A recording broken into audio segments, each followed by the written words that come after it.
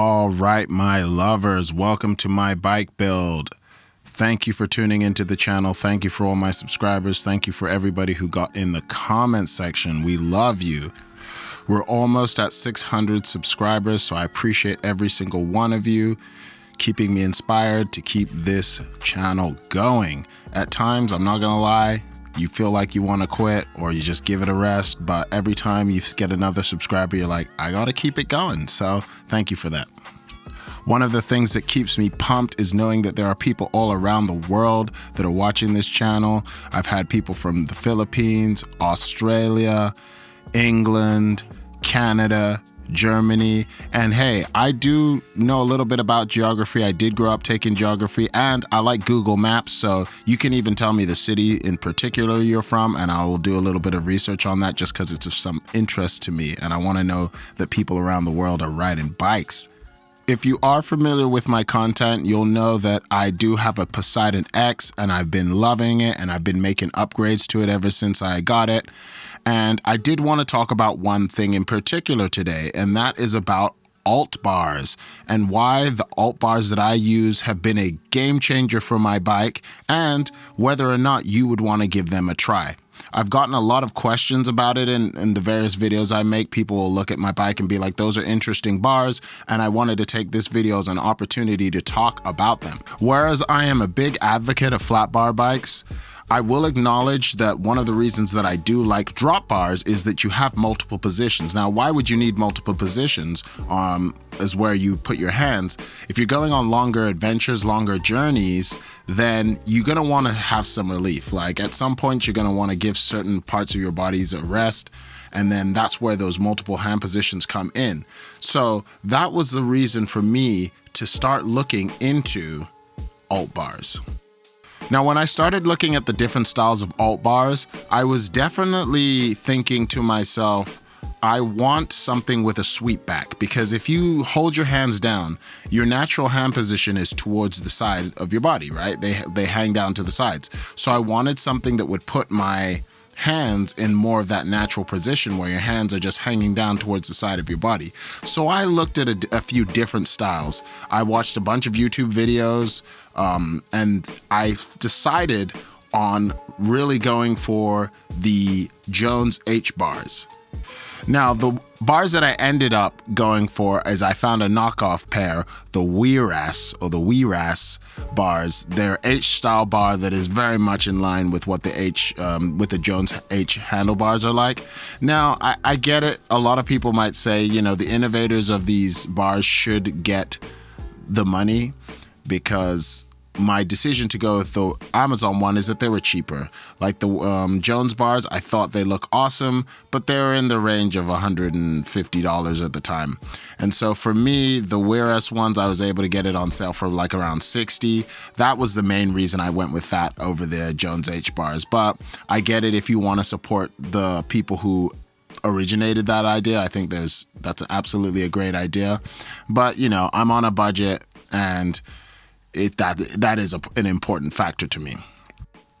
Now, the reason you would want to use this, or the use case, would be for people who are doing touring, bike packers, commuters, people who do mixed surfaces and they know they're going to be going on bumpy terrain. The beauty of it is that you still get the benefits of the configuration of flat bars, in that you get the ability to do more configurations and they're cheaper to maintain, but you get the beauty of drop bars in that you have multiple hand positions.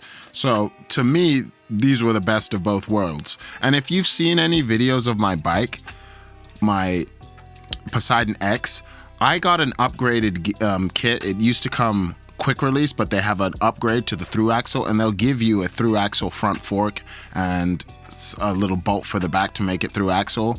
And the beauty of it was, when I took it to my mechanic, they told me, you know, originally the flat bar handlebars, the stem was cut really low, so I would have considered that really slammed to me. So I had to kind of crouch down a little bit, and I wanted to raise the height anyway. And so my mechanic suggested to me, hey, when we install this new fork for you, we're just gonna not cut it. You know, just put some spacers on it and we won't cut it. And then what you can do is ride it around, see if you like it. And then if you need to cut it down, you can always cut it down, but you can never add hype to it. And so I just took his suggestion, and as it turned out, with the H handlebars and the height of the stem, I've never changed it.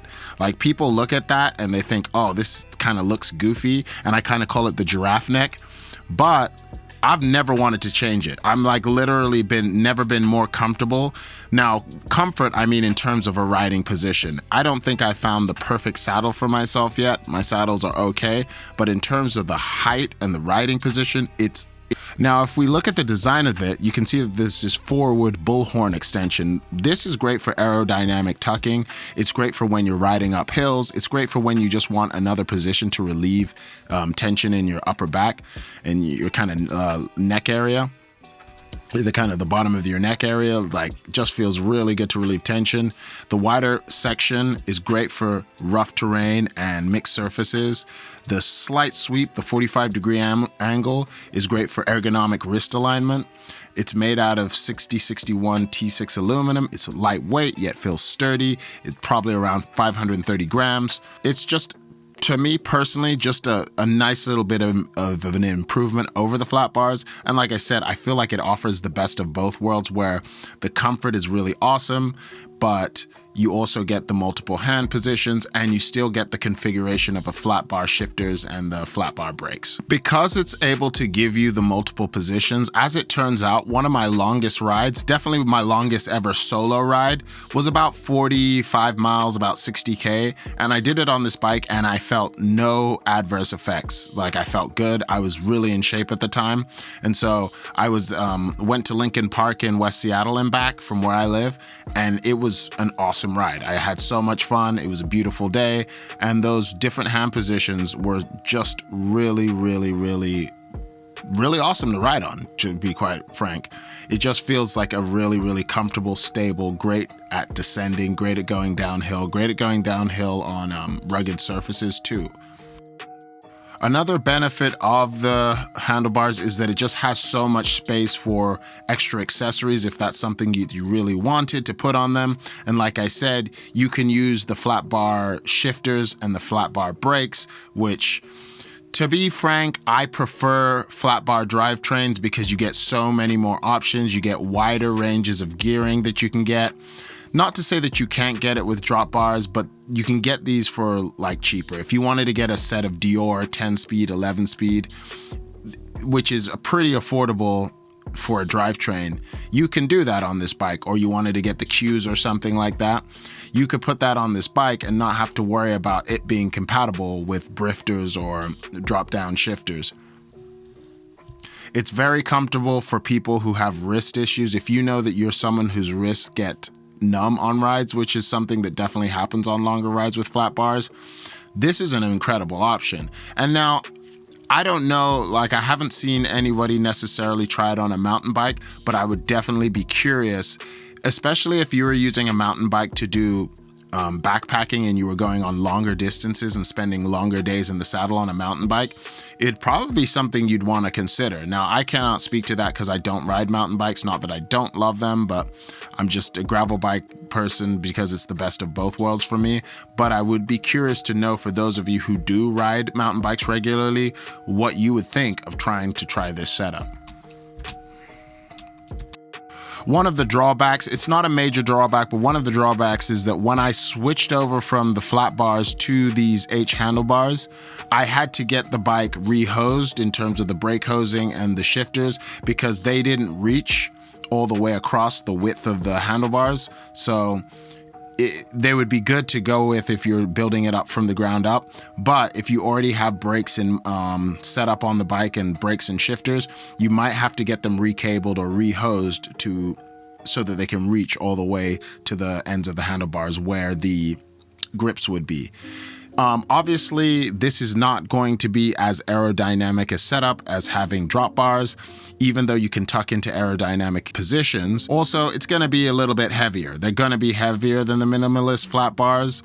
So if you're a weight weenie, then you might want to consider. But again, if you're someone who's touring and commuting, I don't think that's something that you're super going to be considering. And especially if you watch my channel, this isn't a channel about trying to get marginal gains or trying to get as much speed out of your bike as possible. It's about making the bike as comfortable and kind of customized to your body so that you feel comfortable. Because for me, comfort equals endurance. And it also kind of equals speed over long periods of time, because if you're comfortable over a long period of time, your average speed will be slightly faster than if you have a lot of pains and you're having to fight through pain, because having to mentally tune out pain does take energy, whereas if you're just more comfortable, you can save that energy for just putting your power down. And again, you're gonna maybe have to make a few tweaks on it to make it fit, but those are pretty much the only downsides that I can see.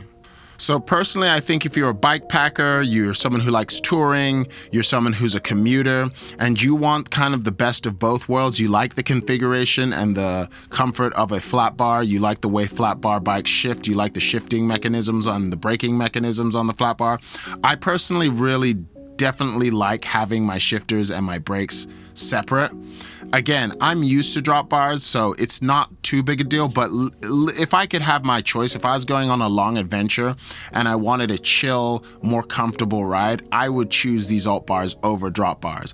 But if I was riding with people who are going pretty fast, like if you've ever seen some of my videos with Uncle Dan, I would definitely want drop bars to be able to keep up with him for the speed and putting down power.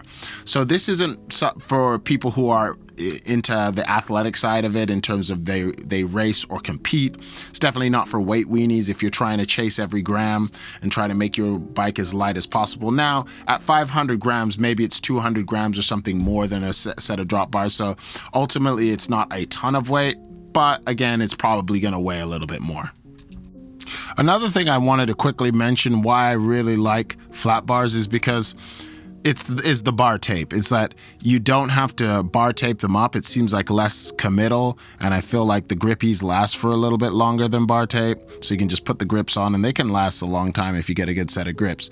And so if you could go to bikepacking.com, if you're curious about the different styles of alt bars, you can go to bikepacking.com and see some of the options. I think some of the ones I was really considering was the Surly Moloko handlebar and the Surly corner bar, those styles. They're in a similar price range as the H handlebars from Jones. And so I really wanted, the reason why I settled on the ones that I did get is because I like the way they look. I like the idea that you can tuck into that aero position up front. I like that it had a lot of options for accessories, and I like that you can tape those bars if you wanted to. You can do a combination of the grips and the tape. And so that was something that was really intriguing to me. If you have any questions, if you are interested in getting the bars, or something you want to know, or something you want to add about your experience with alt bars, I would absolutely love to hear it. Please get in the comment section, and stay safe out there, my friends, and hopefully you ride nicely. Have a good ride.